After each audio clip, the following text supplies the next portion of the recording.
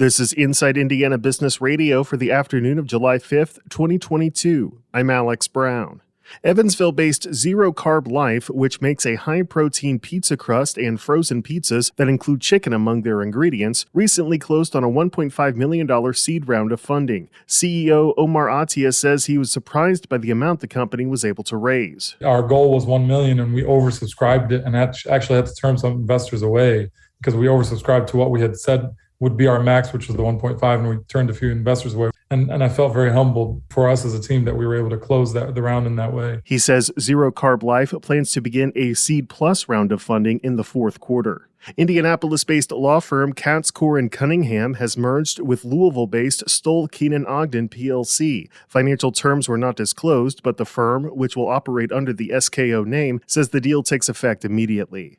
Indianapolis-based Schneider Geospatial, a provider of geospatial services, has received what it calls a significant growth investment from private equity firm Align Capital Partners. While the specific financial details are not being disclosed, Schneider says it does expect to add jobs as a result of the investment. Inside Indiana Business Radio on Demand is made possible by the following. IBJ Media delivers business news covering Central Indiana and the entire state. The Indianapolis Business Journal and Inside Indiana Business are now part of the same family. Look to the IBJ for in-depth coverage of Central Indiana's business community and tap into Inside Indiana Business for stories that extend throughout Indiana. 2 resources, unlimited business insights that help you stay informed and get ahead. Learn more at ibj.com and insideindianabusiness.com. With Indiana lawmakers poised to authorize a $225 tax refund to taxpayers in a special session this month, some Hoosiers are still waiting for the $125 refunds promised late last year. As of June 22nd, Indiana had issued about $245.6 million in refunds. That, according to the Department of Revenue, that's about 45% of the $545 million that Governor Eric Holcomb promised to return when he announced the move in December. About 1.5 million refunds have gone to 2 million residents, including combined refunds to married couples who filed their taxes jointly. That, according to the department. Indiana's Republican-dominated legislature is planning to take up Holcomb's newest $1 billion refund proposal in a special session starting July 25th. Spokeswoman Natalie Rodriguez says the agency is preparing for its final round of direct deposits, which she said will hit Hoosier taxpayers' accounts in early July.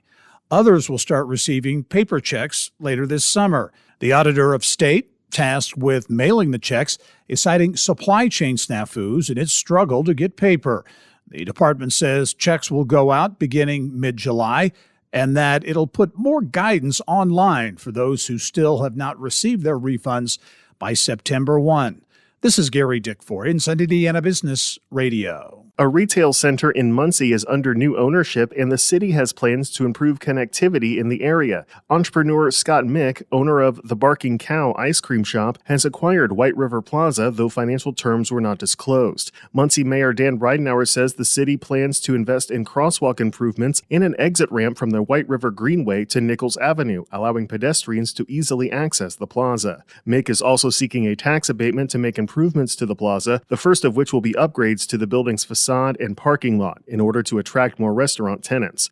Indy 11 majority owner Ursal Ozdemir says he looked at approximately 20 sites over several years before deciding on the Diamond Chain property in downtown Indianapolis for the planned $1 billion 11-park soccer stadium and mixed-use district. Ozdemir believes the project and its proximity to existing venues can be transformational for the city's near west side. Lucas Oil, Victor Field, the White River Park, the museums, and the concert venue to do that. So we feel like this is the linchpin for this area completely take off. It created a village, and people live, work, play year-round to do that. Plans for the 18-acre site include a 20,000-seat soccer stadium, apartments, a hotel, office buildings, and retail space.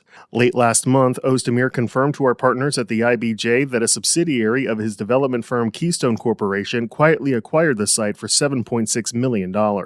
Mark Lauder is this week's guest on the Business and Beyond podcast with Gary Dick, presented by PNC, a weekly conversation with high-profile Hoosiers in business, sports, and entertainment, and beyond. Available now from your favorite podcast provider. I'm Alex Brown for Inside Indiana Business Radio on Demand.